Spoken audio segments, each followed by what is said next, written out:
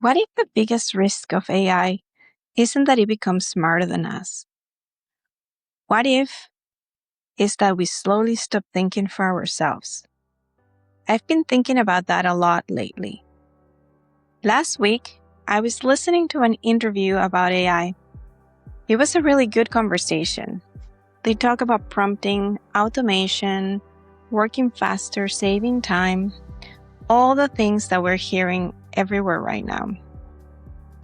And don't get me wrong, I believe in all of that. All of it is good and necessary. It's what I do every day. I help entrepreneurs build systems, implement AI, and automate parts of their businesses so they can focus on what matters most. But as I listened, I realized something was missing.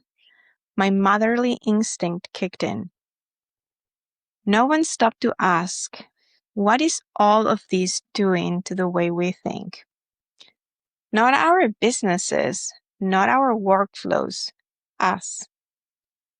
Because I think that's a quiet shift happening that we don't talk about enough. When most people first start using AI, they use it exactly the way I did. To write better emails, to summarize notes, to brainstorm ideas, to take care of repetitive work, even to start searching for things. Honestly, I think that's wonderful.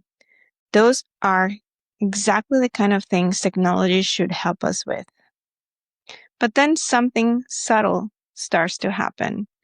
Instead of asking AI to help us think, we start asking it to think for us. And the scary part, we don't even notice we've crossed that line. I think about it like going to the gym. If somebody lifted every weight for you, you would be standing there, but you wouldn't actually be getting stronger, right? I know it's extreme. But our minds work the same way. They struggle of trying to solve a problem. The process of organizing your thoughts, the uncomfortable feeling of sitting with uncertainty. That's where your thinking gets stronger. And if we skip that part every single time because AI gives us an answer in 5 seconds, eventually we lose the muscle. Not overnight, slowly, quietly, almost without realizing it. Here's the thing. Your greatest advantage as an entrepreneur has never been speed. AI will always be faster than you.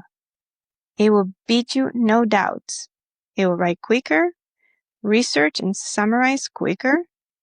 That's not where your value comes from. Your value comes from your judgment, from your perspective, from seeing something that other people can't see, from connecting ideas that don't seem connected, from asking questions no one else thought to ask. That's your edge. And I don't think AI threatens that. I think it actually makes it more valuable, but only if we protect it. There's an author I really enjoy, David Baer. He wrote A Changed Mind, and one of the ideas that stay with me, it's about your thoughts. We get to observe them, question them, decide which ones deserve our attention. When I first read that, I thought it was a lesson about self-awareness, and yes, indeed it is.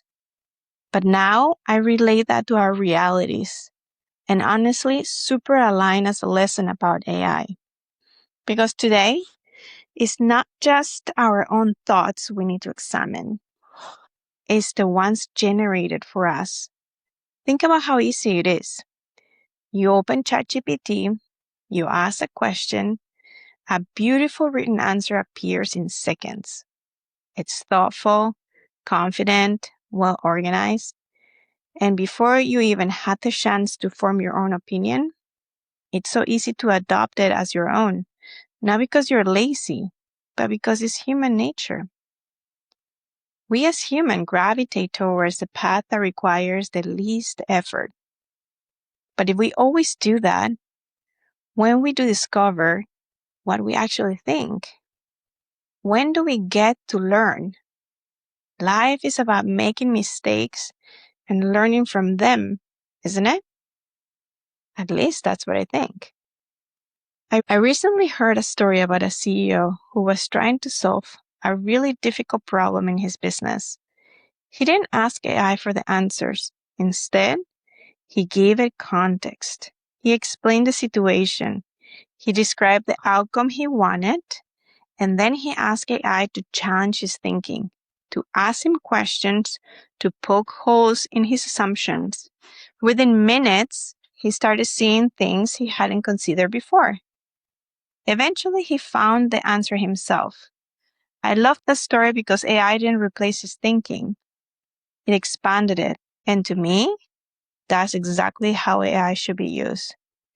Not as a replacement for your intelligence, but as a partner in it. So here's something we do at Made Intelligence. Maybe you will try this week too.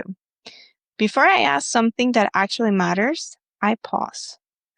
I grab a notebook or I open a blank page and I write down what I think first. Yes, I love pen and paper. There's magic into it. I don't know. I just do. It usually is messy. Sometimes it's only a few sentences. Sometimes it's more complex. Sometimes it's completely wrong, but it's mine. And then I ask AI not to replace my answer, but to challenge it, to help me see blind spots, to offer another perspective, to ask questions I haven't considered because that's what AI is really good at. And I've noticed something. The conversations become better. The ideas become stronger.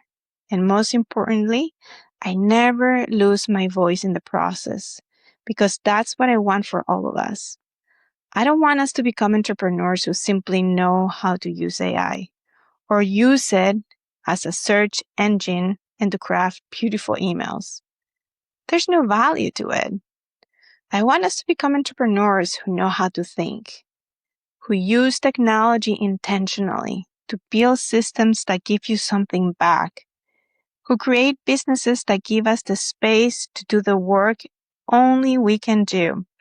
Because at the end of the day, AI can generate ideas, but it can't replace your curiosity.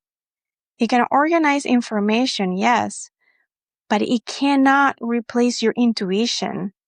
It can write beautiful words, but it can't replace your life experiences. Those things are yours. And I believe they'll become even more valuable in the years ahead. So before we finish today, I want to leave you with one question. The next time you open AI to ask an important question, pause for a minute and ask yourself first, what do I think? Write it down. Even if it's messy, think first, then ask. That order is everything. Then invite AI into the conversation, not as an author, but as your thinking partner. Because intelligence isn't about having the fastest answer. It's about protecting your ability to think in the first place, especially if it's messy. A couple of things will happen.